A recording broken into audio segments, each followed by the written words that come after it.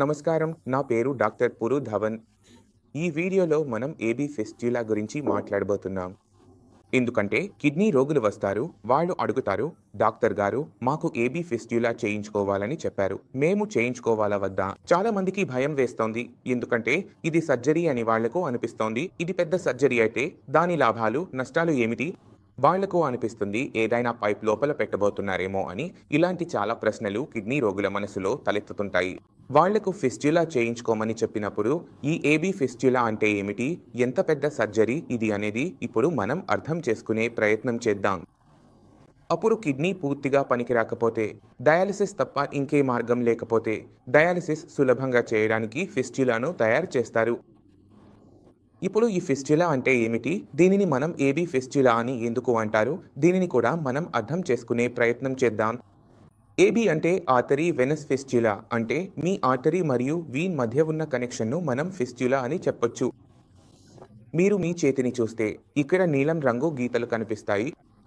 ఈ నీలం ఆకుపచ్చగా కనిపిస్తున్నవి మన వీళ్ళు. ఇవే మన శరీరంలో ఉన్న మలిన రక్తాన్ని తిరిగి గుండె వైపు తీసుకెళ్తుంటాయి. అలాగే ఒక ఎరుపు రంగులో ఉండేది కూడా ఉంటుంది, కానీ అది లోపల ఉంటుంది కాబట్టి మనకు సాధారణంగా కనిపించదు.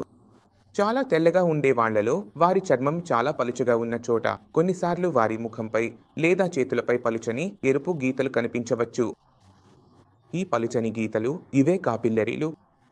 అయితే వీటిలో పెద్దదైన రూపాన్ని మనం ఆర్టరీ అంటాం. అది లోతుగా ఉంటుంది. ఇప్పుడు ఈ లోతుగా ఉండే మన ఆర్టరీ మరియు మన వెయిన్ను చిన్న మైనర్ సర్జరీ సహాయంతో కలిపితే దాన్ని మనం ఏబీ ఫిస్టులా అంటాం. దీనివల్ల లాభం ఏమిటంటే మళ్ళీ డయాలిసిస్ చేయడానికి పర్మా క్యాత్ను వాడాల్సిన అవసరం ఉండదు. మనం 2 సిరింజ్లను వేసి పని పూర్తి చేయగలుగుతాం. రక్తాన్ని తీసుకోవడం, ఇవ్వడం అన్నీ అక్కడే సులభంగా జరుగుతుంది. కాబట్టి డయాలిసిస్ను సులభంగా చేయడానికి, ఈజీగా చేయడానికి ఏబీ ఫిస్టులాను సలహా ఇస్తారు. ఇప్పుడు పేషెంట్ అంటారు, నాకు ఫిస్టులా చేయించుకోవడం వద్దు, నా పర్మా క్యాత్ బాగుంది, మీరు డయాలిసిస్ చేస్తూ ఉండండి. పర్మా క్యాత్లో పెద్ద సమస్య ఏమిటంటే వాతావరణం కొంచెం ఉక్కపోతగా ఉంటే లేదా కొంత మురికి ఉంటే, గాలి, దుమ్ము ఎక్కువగా ఉంటే మీ పర్మా క్యాత్లో ఇన్ఫెక్షన్ వచ్చే అవకాశాలు ఎక్కువగా ఉంటాయి. అంటే ఇన్ఫెక్షన్ అయితే సెప్టిసిమియా వచ్చే అవకాశాలు ఉంటాయి. తరచూ జ్వరం రావడం వంటి సమస్య కనిపించవచ్చు. కొన్నిసార్లు నిత్యంగా 99 డిగ్రీల జ్వరం ఉండొచ్చు, ఎందుకంటే అది శరీరంలో ఒక విదేశీ వస్తువులా పనిచేస్తుంది. దాంతో రోగి కోలుకోవడంలో ఇబ్బంది వస్తుంది. ఇది అందరిలో కాదు, కొన్ని కేసుల్లో మాత్రమే జరుగుతుంది. అందుకే డయాలిసిస్ను కొంచెం సులభంగా చేయడానికి ఏబీ ఫిస్ట్యులాను సృష్టిస్తారు. ఒకవేళ ఈరోజు సృష్టించారంటే అది పూర్తిగా మెచ్యూర్ కావడానికి 45 రోజులు పడుతుంది. మనం వేసిన ముడులు, గాయం పూర్తిగా మానిపోవడానికి అవి తెరుచుకునే వరకు సమయం పడుతుంది. అలాగే మిగతా భాగం కూడా పూర్తిగా మానిపోతుంది. అందుకే 45 రోజుల వెయిటింగ్ పీరియడ్ ఉంటుంది. ఇప్పుడు దీనివల్ల కొన్ని సందర్భాల్లో కొన్ని కాంప్లికేషన్లు కూడా మనకు కనిపించవచ్చు. ఉదాహరణకి ఫిస్టులా తయారు చేశాం, అది పనిచేయలేదు. శరీరం మానిపోతున్నప్పుడు ఆ ఫిస్టులాను తానే మూసేసింది. ఇవి చిన్న కాంప్లికేషన్లు మాత్రమే. ఇప్పుడు మహిళల్లో ఏమవుతుంది, ఎందుకంటే శరీరం చాలా సన్నగా ఉంటుంది కాబట్టి అందులో మనకు ఆర్టరీ మరియు వెయిన్ను కనుగొనడంలో ఇబ్బంది మొదలవుతుంది.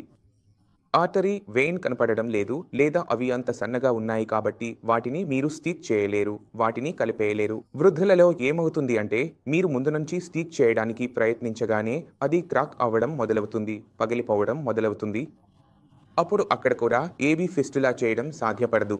అందువల్ల ఇవి చిన్న కాంప్లికేషన్లు ఎదురవ్వచ్చు, కానీ వీటి వల్ల భయపడాల్సిన అవసరం లేదు. మీరు ఎప్పుడూ మీ కిడ్నీ మీద పని చేస్తూనే ఉండాలి. మీ కిడ్నీ ఇవ్వడం మొదలైందని డాక్టర్ చెప్పి ఏబీ ఫిస్టులా చేయించుకోవాలని సూచిస్తే, క్రియేటినిన్ లెవెల్ 10 కంటే ఎక్కువగా ఉంటే మీరు అది చేయించుకోవాలి. మీ క్రియేటినిన్ లెవెల్ 5, 6, 7 చుట్టూ ఉంటే మీరు మీ వంతు ప్రయత్నం చేయాలి. ఈ లెవెల్ ఇకపై పెరగకుండా చూడాలి. ఇప్పుడు ఈ క్రియేటినిన్ గురించి మీరు అర్థం చేసుకోవాలి. అది ఎప్పుడు తానే పెరగదు. ఏదో ఒక ఇతర వ్యాధి ఉంది, అది మన కిడ్నీకి నష్టం కలిగించింది. దానివల్ల కిడ్నీ పనిచేయడం ఆపేసి క్రియేటినిన్ మరియు యూరియా పెరగడం మొదలుపెట్టింది. ఇందులో 80% కారణం ఏంటి? హై బ్లడ్ ప్రెషర్ మరియు హై షుగర్ లెవెల్. మీ జీవితంలో బీపీ, షుగర్ లేకపోతే కిడ్నీ కూడా చెడిపోదు. మీరు ఈ వీడియో చూస్తున్నట్లయితే మీ బీపీ, షుగర్ పెరిగి ఉంటే అదే మీ డయాలిసిస్కు ప్రధాన కారణం అవుతుంది. అంటే మన కిడ్నీ చెడిపోకుండా ఉండాలంటే మనం మన వ్యాధి మూలాన్ని పట్టుకుని పని చేయాలి. కిడ్నీ ఫెయిల్యూర్ కేసుల్లో 80% అసలు కారణం ఏంటి? బీపీ మరియు షుగర్. కాబట్టి ఈరోజు మీ బీపీని చెక్ చేయండి, షుగర్ టెస్ట్ చేయండి. అవి నార్మల్ లెవెల్స్లో ఉన్నాయో లేదో నిర్ధారించుకోండి. మీరు మీ బీపీ, షుగర్ను ఏదైనా ధరకైనా కంట్రోల్లోకి తీసుకురావాల్సిందే. ఇప్పుడు రోగి అంటాడు, లేదు డాక్టర్ గారు, మీరు నాకు పర్హేజ్ చెప్పండి. ఎంత పర్హేజ్ చెప్పినా నేను అంతా పాటిస్తాను. పర్హేజ్ ఆహార నియమాలు ఒక కిడ్నీ ఫెయిల్యూర్ రోగికి అవసరం. కానీ అవసరానికి మించిన పర్హేజ్ చేస్తే రోగి శరీరం బలహీనపడటం మొదలవుతుంది. శరీరానికి బలహీనత వస్తుంది, ఎందుకంటే రోగి తినడం మానేస్తాడు. రొట్టె, కూరగాయలు కొద్దిగా మాత్రమే తింటున్నాడు. ఆకలి తక్కువగా అనిపిస్తోంది. శరీరం బలహీనపడుతోంది. శరీరం బలహీనపడుతుంటే శరీరంలో ఉన్న అన్ని అవయవాలు కూడా బలహీనపడటం ప్రారంభిస్తాయి. అవి మీ ఊపిరితిత్తులు అయినా, గుండె అయినా, కిడ్నీ అయినా లేదా మరేదైనా అయినా. ఎందుకంటే మీరు తినే ఆహారమే కిడ్నీకి కూడా అందుతుంది. మీ శరీరానికి ఆహారం అందకపోతే మీ కిడ్నీకి కూడా ఆహారం అందదు. అలాంటి సందర్భాల్లో మనం బరువు తగ్గినప్పుడు మొదట 2 నెలల్లో క్రియాటినిన్ స్థాయి తగ్గుతూ కనిపిస్తుంది.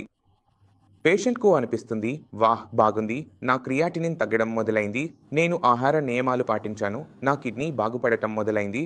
కానీ 2 నెలలు గడిచిన తర్వాత శరీరంలో అంత బలహీనత వచ్చి ఉంటుంది కాబట్టి ఇప్పుడు కిడ్నీకి పని చేయడానికి శక్తి ఉండదు. అందుకే క్రియాటినిన్ స్థాయి ఇప్పుడు వేగంగా పెరగడం మొదలవుతుంది.